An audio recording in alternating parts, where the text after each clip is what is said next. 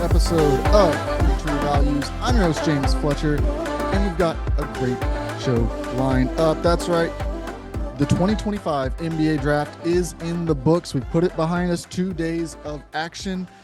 The NBA now on to free agency, and we are on to the 2026 NBA draft class. My way too early mock draft is up at On3 already. You can go check that out.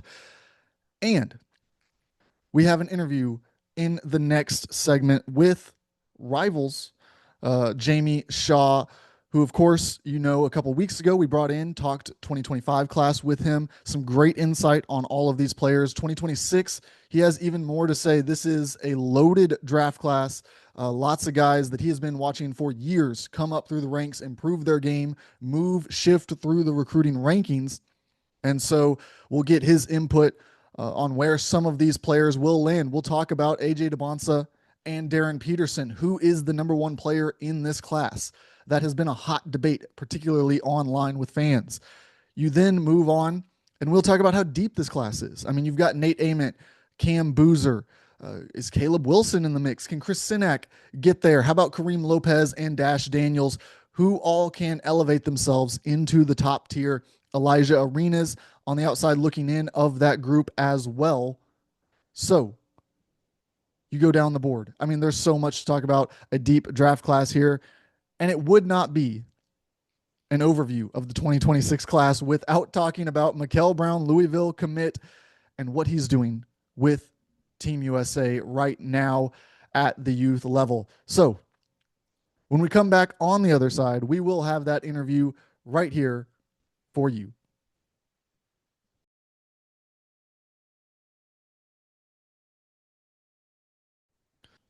Welcome back into Three True Values. We have a special treat once again for you guys. Today we have Jamie Shaw, now for Rivals, which is part of the On3 network, going through some title shifts across the company here, but still our recruiting expert. He knows about these guys before any of us do. He's been watching these guys for a long time. So as we talk about the 2026 class, nobody better to bring on. I've only been watching them for a little while now as I try to start to create a board. He's been watching them a lot longer than we have. So 2026 draft class, Jamie, is everyone's raving about it. I feel like coming off 2024, everyone wanted the 2025 class to be something amazing. We kind of settled on it was good, not great. 2026, though, continues to get that hype. How good is this class? Well, I think this class is really good. I mean, you have, I think Dybantsa had a chance to have gone number one had he been in the 2025 class. I don't think anybody else necessarily would have been in that conversation, but I think there's about six guys that would have gone number two. Right. In there. So the depth at the top of this class, the top tier, I guess Dybantsa is probably in a tier by himself right now as we speak. Now, obviously, there's 12 months to go. But the second tier of this class, I think, is just a whole lot better, more in depth than the 2025 class was. So you have a lot of guys here that they're different too. There's positional versatility in there. There's a lot of different pathways of archetype these guys can go down. But the top of the class, they're 6'8", 6'9", 6'10", with positional versatility. There's fluidity, and with as good as they are, and as talented as they are, as high as their ceilings are, there's still some questions to be answered as to what kind of pathways they're going to take and how they're going to develop over this season. I think this is the makings of a fascinating, a very exciting draft class, because you're going to see as we get into this a little bit more. Mm-hmm. There's different types of players, guys with high floors, high ceilings. So we're going to be able to kind of peel back the layers of these NBA teams and kind of see what they value, what they're looking at, and what their philosophies kind of are moving forward. Are they a little more aggressive? Are they a little more adverse to risk or any of that type of stuff? So there's a lot to take in, a lot to unpack in these next 12 months of NBA draft conversations. Mm-hmm. Could be fiercely exciting, but it could also tell you where people lean in their philosophy. Yeah, for sure. And that starts right up at the top. And we talk about Dybantsa. He's been kind of the runaway number one guy in this class for quite a while, the prize at the end of the road. But you've seen more and more as people start to get familiar with these guys as they go through all these all-star circuits, the USA basketball stuff. Darryn Peterson has this fan base behind him that is pushing him, saying, no, this guy should be number one. This guy should be number one. Me and you don't agree that he's on that same tier with Dybantsa for number one, but what is it about his game and Dybantsa's game that has them in this back and forth with fans and evaluators too as they look at the what they can bring? Well, with Dybantsa, we'll start there. Yeah. He's just got a ton of different pathways that are insanely valuable that he can go down at the highest levels. 6'9". I mean, you stand beside him, and you're almost taken aback with how big he actually is when you stand beside him. He's got the physical makeup, the length, the athletic top, the fluidity. He can open his hips and slide. He's got a quick burst coming out of a standstill, and he's got touch. He can self create. So obviously, as you know, the value in the NBA comes from the wing positions, the forward players. They're the ones that do a lot of the self creation. They're the ones that cause a lot of havoc on the defensive end. They're the ones that make the shots and get paid the most money. Yep. But there's different types of pathways that you can go down from the forward position. You can go to 3 and D. You can go to self creator. You can go to two-way superstar. There's a bunch of different pathways you can have in that 6'7" to 6'9" range as a wing. AJ Dybantsa is open to all of them. Right. So it's just a matter of kind of which pathway he goes down. But his self-creation is great. Even back in 8th, 9th grade, his footwork in the mid-post, it's almost like when Jason Tatum was coming out of high school in St. Louis at Chaminade, he was a master for the elbows. I mean, it was just elbows. My apologies, I'm getting a call here. Oh, that's all right. But yeah, I think that with Dybantsa, you talk about how valuable that is to have multiple pathways that you can go down. And we've seen how valuable that 3 and D is. I mean, just look at free agency in the NBA, look at the NBA draft, how many guys moved up from where we had them projected who were in that 3 and D mold. It's extremely valuable. And then you talk about the two-way superstar, all these upper end results that he has well within his reach. And I do agree with you that it's just there's so much more that you can get out of Dybantsa when you hit those top end outcomes than there is just with the Peterson. And that's nothing against Peterson. It's just a positional value in the game that we play as we go through this. Yeah, for sure. And like I was saying, when it comes to Dybantsa, like he's gone through a different pathway of offensive game. Mm-hmm. Elbows, like I said, with Jason Tatum back when he was at Chaminade, AJ Dybantsa said 8th, 9th grade was advanced with his footwork. He was able to jab step, get a shot, get a clean look within a phone booth early on. Then as he continued to grow, you look kind of toward his, I guess he reclassed, so toward his last 2 years of high school, he was so much more aggressive in getting downhill. One move, rip through, get downhill, finish at the basket. And then you watch him kind of in the USA basketball settings. You watch him, when the cream of the crop is on the floor, he rises. Yeah. You hear his voice. He's the one whose voice you hear throughout the gym. And then he's the one who kind of takes over games at the very end of when his number's called. So there's a lot of value when it comes to AJ Dybantsa, and there's a lot of potential pathways that he can go down that have value. Mm-hmm. When it comes to Peterson, the margin's a little bit more narrow. He's a 6'6" ball dominant guard. Right. My questions with Peterson come not with the production, because I think he's going to be wildly productive this season. I think he could be first team All-American type of production this college season. But as you project toward the highest levels, when you look at a guy who's as ball dominant as he is, they're either ridiculously fast and athletic, guys like Darryn Fox, John Wall, Russell Westbrook, or they're incredible shooters. Mm-hmm. You have like Damian Lillard, you have Trae Young, you have Steph Curry, guys like that. I wouldn't classify Peterson as either. What he does is he gets in the pick and roll, gets the initial guy on his hip, and then makes the defense make a decision, and oftentimes creating a foul, getting into the lane, causing a foul. He's had trouble sometimes with the second defender coming up, making the reads out of that. His jump shot gets a little bit flat a lot of times, and he's a high volume guy. Offense can sometimes stagnate as he dribbles to kind of get to his looks as to where he's going to get to. There's no doubt of the production. I voted for Darryn Peterson to be my high school player of the year, my Naismith High School Player of the Year this past year.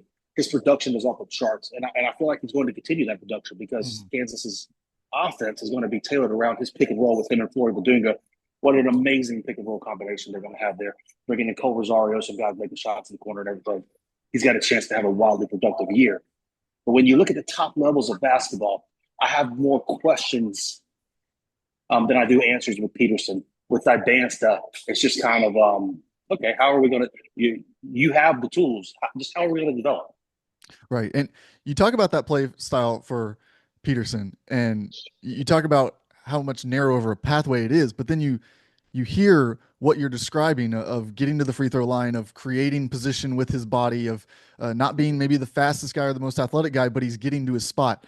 And you think about Shai Gilgeous-Alexander as that top end outcome, Mm-hmm. and I can understand why people look at that and go, well, Shai's the best player. He just won MVP.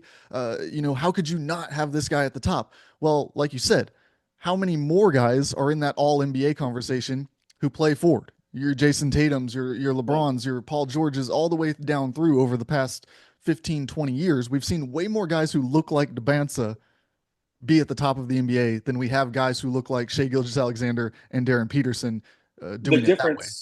the difference for me with Peterson and Shai Gilgeous is able to get into the team for defense without a screen. Mm-hmm. Um, Darryn Peterson's pretty pick and roll heavy when it comes to kind Yep. of his ability to do that type of stuff. You get that.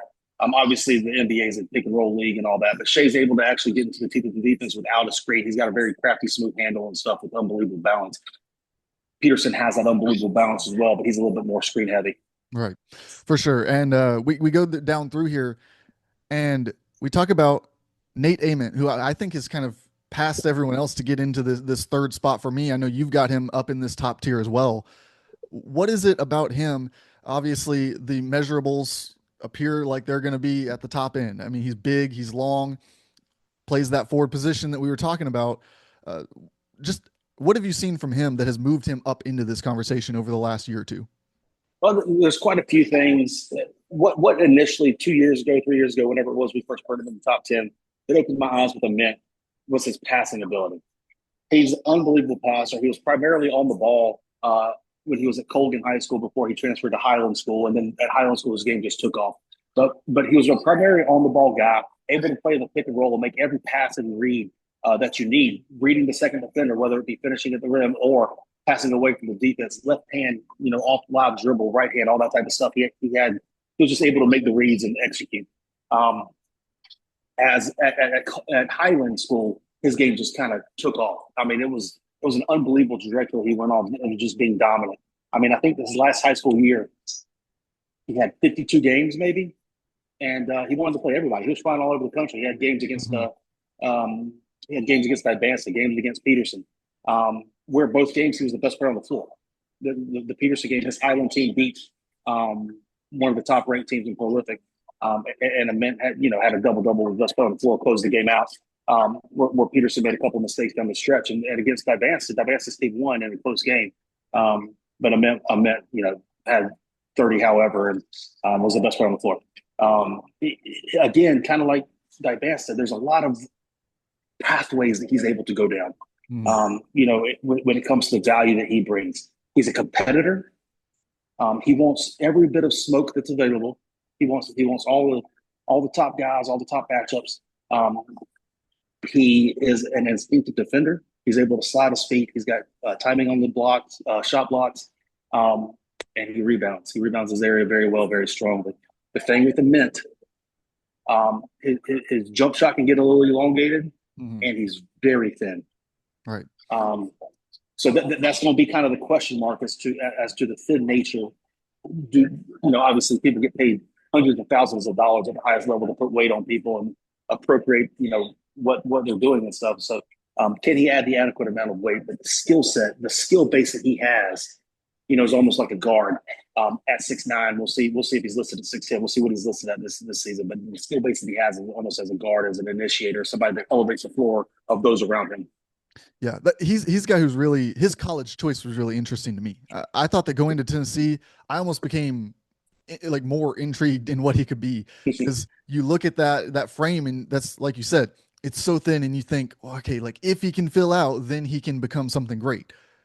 Well, you go to Tennessee, and maybe he's not going to fill out during his year at Tennessee, but he's going to learn all those defensive traits, all those intangibles, that dog mentality that you need once you add the muscle. He's gonna. I mean, you're gonna sink or swim there. Yeah. We're gonna find out if he can bang down low, if he can, take on bruises when he's playing in that Rick Barnes defense. So I really liked that for him, being able to raise his floor long term, I think, by being around somebody who's going to ingrain defense into his game in addition to all the offense that we know he's going to be able to bring. For sure. It's going to be very interesting, too, because Rick Barnes' offense plays at kind of a methodical pace to get kind of the best shot possible, not the first shot, but the best shot type of situation. So it'll be interesting to see how his percentages look when he's able, like, this is the shot you want. Now can you make it? Right. As opposed to, the having a lot of shots, having a depth of shots, you get the best shots. So you're going to get, 9 to 11 plays run for you. And what are you going to do with those? So the efficiency aspect of his game will be interesting to see how that kind of plays a factor to it. It sounds like he's going to be able to play a lot of three this year as well. So, kind of talking with around the staff, they're targeting him as the starting three. So he's going to be able to toggle in between the 3 and 4, kind of enhancing his game and profile to see how he best fits when it comes to switchability on defense and when it comes to initiating some offense. Now we go down through here, and again, this is what's so good about this draft class is the depth that we have at the top. And there's Boozer in this conversation, who's been in the conversation pretty much his whole life, as the relationship with his father. Obviously, he's been recruited by Duke for so long. One of the best high school players in the country. Now he goes to the next level, and he's got some stuff to prove again as he heads to Duke and tries to assert himself that he can do some of these NBA adjacent things that are going to get his stock raised even more into this class of players. But you've got 2 more that you've got in this top class. And so tell me about Caleb Wilson at North Carolina and Chris Cenac at Houston, and what you like about those guys, why their potential is so high in your eyes. Yeah, so we'll start with Caleb Wilson at UNC. He's just such an interesting prospect. For me, what really stands out with him is the defensive aspects of his game. He's incredibly switchable. He's able to slide his feet, open his hips, switch down. He's got great off-ball timing, getting in the passing lanes, obviously switching within possessions, but also kind of weak side rim protection type stuff. I think there's a very high upside when it comes to his defensive capabilities, and he gives effort on defense. Obviously, coming out of high school, there's a lot of holes in everybody's defense. Yep. Learning the steps and footwork, learning the defensive scheme that the teams are running and all that type of stuff. In college, there's a little bit of a learning curve. But he gives great effort on defense with a lot of physical upside that he brings. So I very much like his defensive game. When Caleb Wilson plays with his high school team, not as talented as all this other stuff, won a state championship. He's the go-to player. He gets 3 and 4 guys on him at all times, no spacing whatsoever. And he's able to kind of face up and show some offensive game there. Yeah. When he's playing in a more McDonald's All-American type setting, a USA basketball type setting, probably in college, there's going to be spacing. Yep. What he does, though, is consolidate his game. He's not having to do 2 or 3 dribbles, try to find a counter and hit a mid-range jump shot. No, right. He's ripping through, going straight downhill. At the McDonald's All-American game, he was unbelievable off ball. He was just as the roll man and the screen and roll, diving straight to the front of the rim, finishing above the rim. You're going to see a lot of big-time dunks with him. You're going to see a lot of violent plays ripping through, going toward the rim. When he played on the EYBL circuit with Cam Boozer as a teammate, he was the secondary option to Cam, get a lot of one-on-one options, and he was able to efficiently score at almost a 55-60% clip in various spots, whether it be a pick-and-pop 18-footer, whether it be posting up on the block, or whether it be diving toward the rim or out of the dunker spot, whatever the case may be. I think Caleb Wilson, with spacing, I think you're going to see a whole lot more of his offensive game than what you've seen previously. Yeah. And I think there's an upside there, obviously, with the defensive side of the stuff as well. I think that he could possibly end up being one of the best defensive players in this class coming out of UNC this season. So I think that two-way ability at 6'10" with that length and pop give him a lot of upside. When it comes to Chris Cenac, he might have as much upside, as much top-end talent as anybody within this entire class. Yeah. Now, these other guys, these other 5 guys, even if you had Elijah Reed as 6 guys, have a higher floor. Mm-hmm. His pathway to get to the top end ceiling, Cenac's, is a little bit longer. But when it comes to what he is at 6'10", 6'11", with the fluidity he has, with the touch that he has, with the ability to get to his spots off the bounce, with the ability to space in the corner and shoot a 3, with the pick and pop stuff, trail free, you can put him on the block. During USA basketball just now, when they were playing against in the scrimmage stuff, they would try to ISO him against Daniel Jacobs in almost every play on the block, and Chris Cenac would score more times than not in those situations. he's got a huge upside. He can move. When I first ranked him among the top 10 as a junior in high school 2 or 3 years ago, whenever it was because of the way he moved. He was a 16U playing up on 17U with his Live On AAU program. Mm-hmm. He was picking up full court, sitting down, sliding with guards, and knocking down threes in the corner. He knocked down 2 threes that game, and he was sliding with guards. I was like, oh, this is what it looks like. Now he's grown to 6'10" and added an immense amount to his game. Yeah. Now you're seeing him. He was the MVP of Link Academy's run to the EYBL Scholastic Championship. He was the MVP of the tournament. Mm-hmm. He was unstoppable. I mean, Chad Myers did a great job of getting it to him in his spots. He would operate from the perimeter. He would operate from the mid post. He would operate from the high post. He would operate from the block and consolidate a game, get to his stuff. Going to Houston is going to be interesting. Again, just like Nate Ament, it's going to be interesting to see how he reacts to that. Yep. Houston's a little bit of a rock fight when it comes to offense. Defensively, this is going to take his game to an entirely new level. I think you're going to be able to see some things defensively with him that are just sneaky impressive. The highlight clips that they pull defensive of Chris Cenac could be very, very impressive this year. But it's going to be interesting the offensive end, how it kind of works out and everything too. But, if you look a couple years ago with Jarris Walker, he averaged, very minimal points or whatever the case, but still went in the top 10 because you saw the upside and you were able to see with what it was. So that aspect's going to be very interesting with kind of how it plays out this year.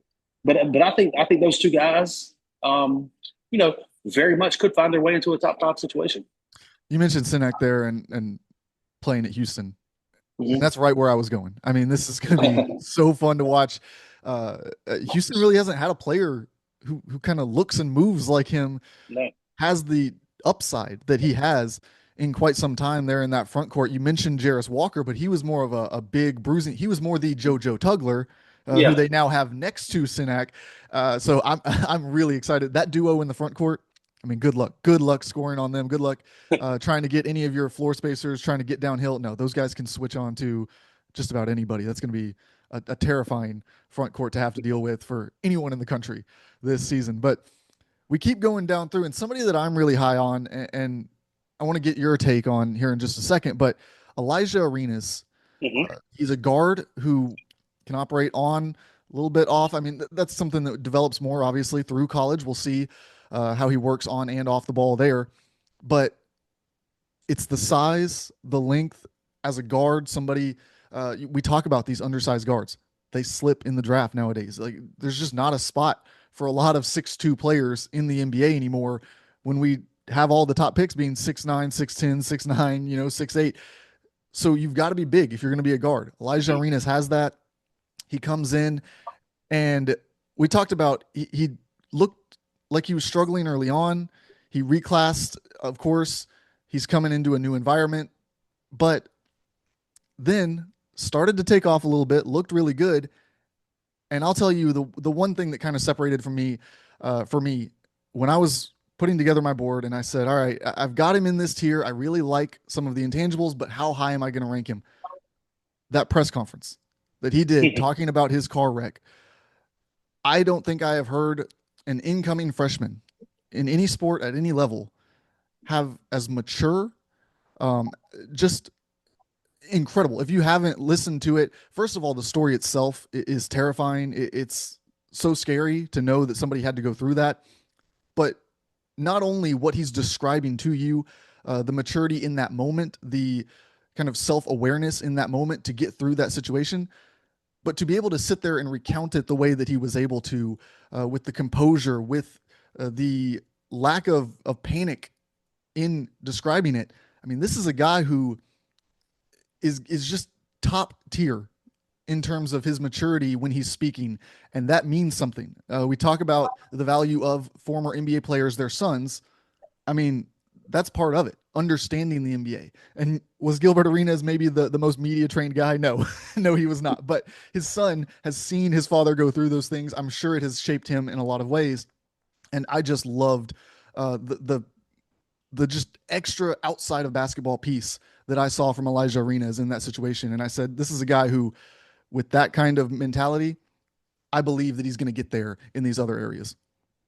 Yeah, so with Alijah, I mean, he's got all the tools, like you said. He's got the positional size. He's got the ability to score the ball. he's just got a lot to his game, and he showed it at the highest levels too.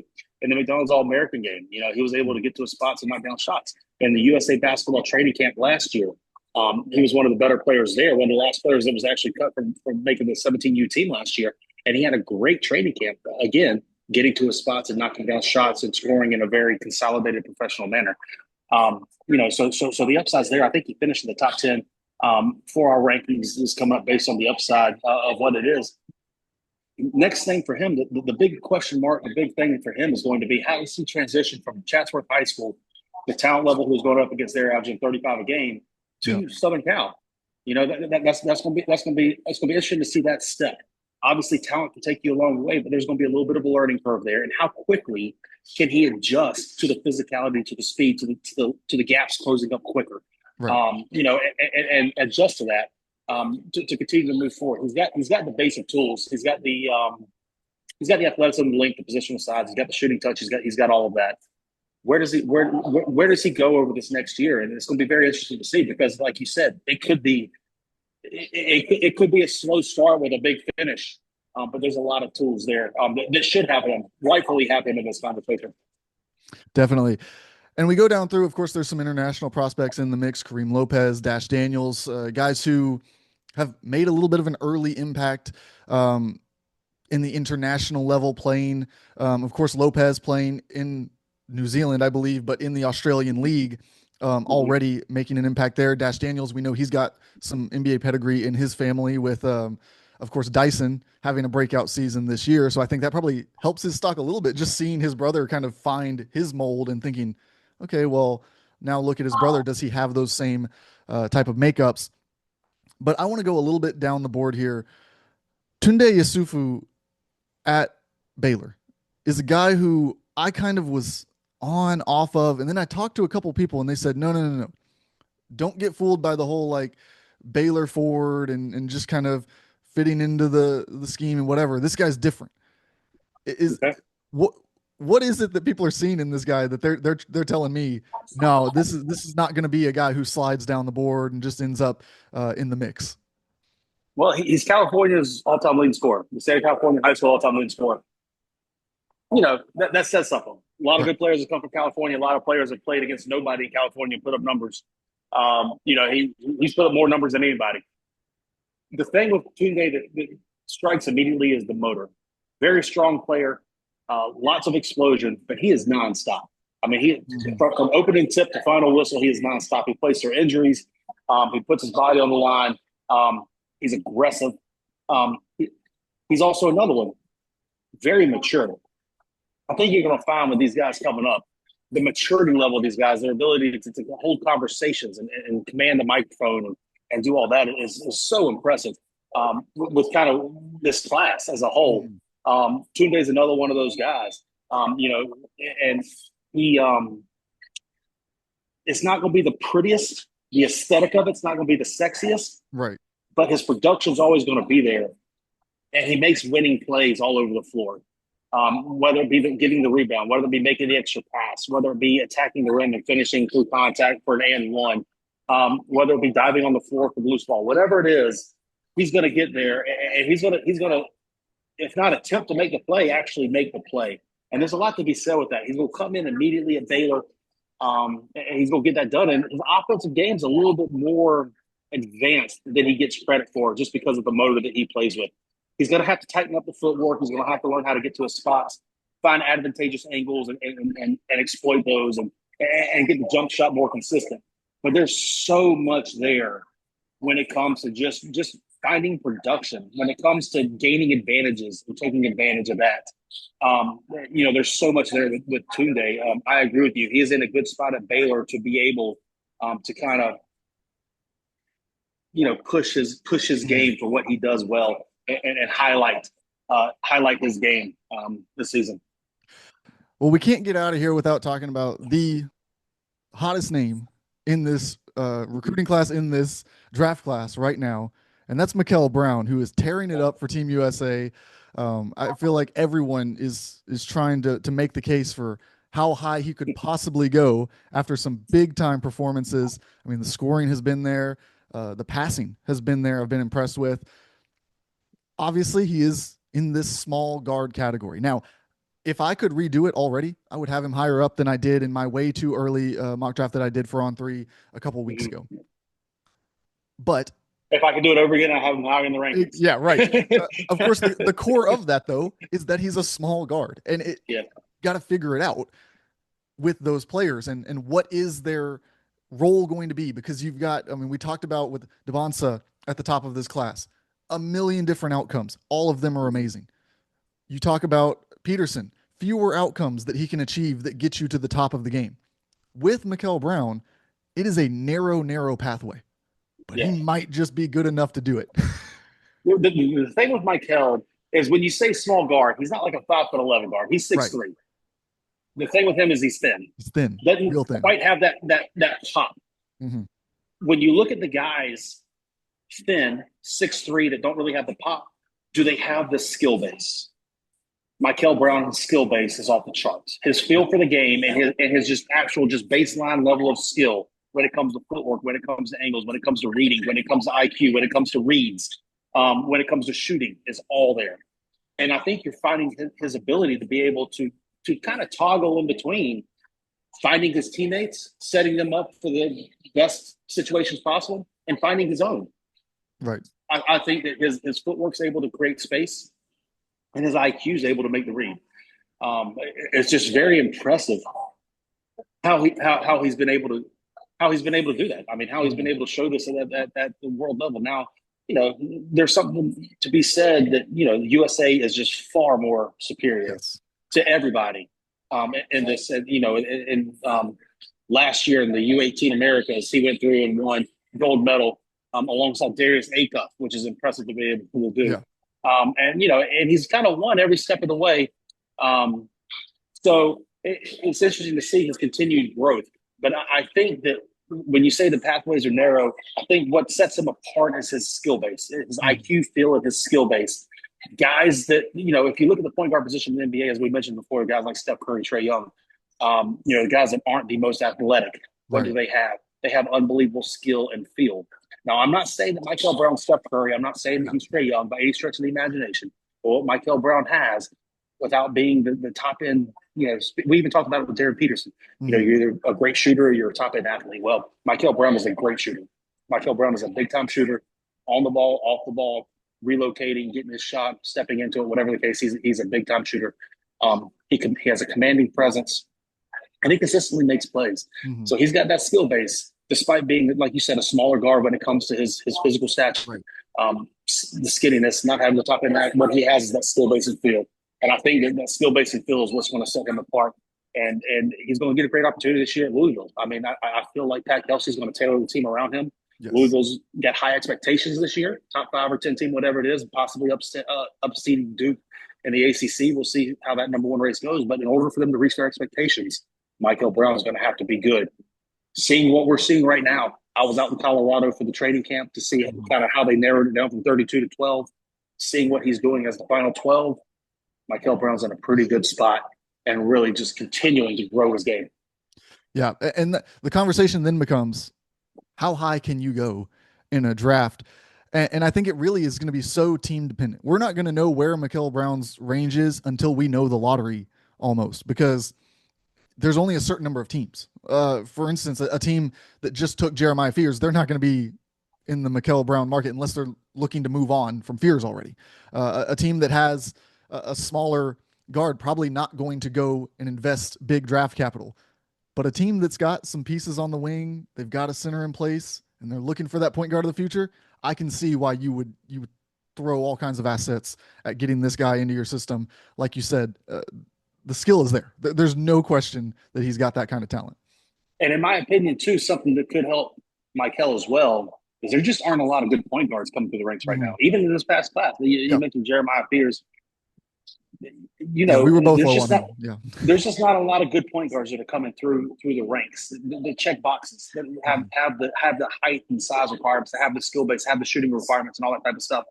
Last couple drafts, upcoming drafts, there's just aren't many projecting there. So that puts Mikel in kind of a unique spot as to where, I know our ball Shannon Terry, he always says, the quarterback gets a little bit of a bump. Yeah. Because of the most important position on the court.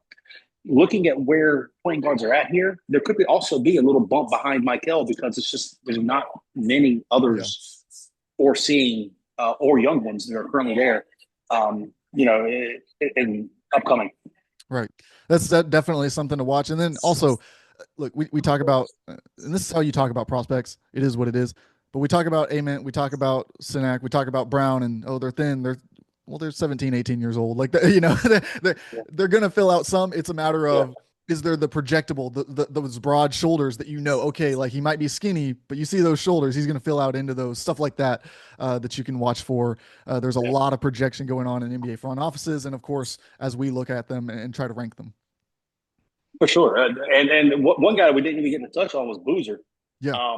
He's another one kind of along the lines of Peterson, where he's going to come in this year and he's going to put astronomical numbers from day one. I mean, you can pencil him in for 18, 7.5, and 2.5 assists from the jump, and possibly just grow from there. He's going to be on the biggest stage with Duke. So he's going to be put up numbers. So it's going to be very interesting to kind of just watch, as I talked about in the very beginning, and as we mentioned, to see kind of draft philosophies of these teams. How does the high floor of a Boozer match with the high ceiling of a Cenac? Yeah. What do you do with that? Does somebody who might have averaged 11 and 4, like a Cenac in college, against somebody who averaged, who's a first team All-American averaging 19 and 8 in Boozer and has the pedigree and stuff? How do you measure that against one another? NBA front offices. There's a lot of times there's not a wrong answer. 5 years down the road, we can see a wrong answer, but in the moment, it could be very different. You look at somebody like an Ament, or you look at somebody like a Dybantsa, you look at a Mikel Brown or a Elijah, and for certain there's going to be one or two other guys that just pop in this mix that we didn't foresee. They could, but early on right now, in my opinion, I'm going to be tuned in. I'm going to be super excited about this draft class. I'm excited to see the direction this stuff goes, especially once practices start, once we start getting intel back from teams, and then once the games start tipping too. Because I feel like the off-season game slate here is going to be pretty crazy. Like you got some smoke early on in this, in this college season, and that's going to be super exciting to see. So draft Twitter, draft NBA draft stuff. This could be a lot of times, especially this year, a little bit boring. Cooper Flag was always it. Yeah. And then it kind of picked up, after the season ended, kind of a couple weeks out. This one could start in October.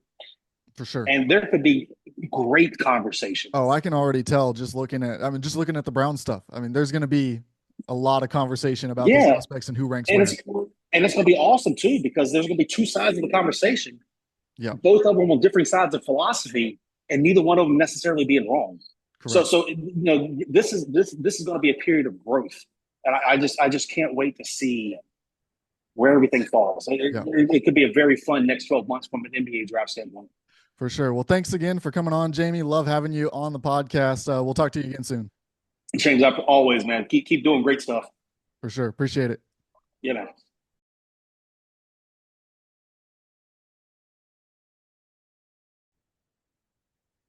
Thank you once again for tuning in to 3 True Values. I am again your host, James Fletcher, and we will be back over the next couple of weeks. We will have shows every couple of weeks. We'll put one out. We'll try to alert you on social media at JDFletch3 when we do so. But we're going to rank the top coaches in each conference. That's right. We will go from the ACC to the SEC, and then into the Big 12 and the Big 10. So whether you just want to tune in for your favorite conference and find out what we think, or what I think about their coaches, or you're interested in how all of them line up, you can tune in right here to 3 True Values for more insight on what will be stories that are also up at On 3. So check those out.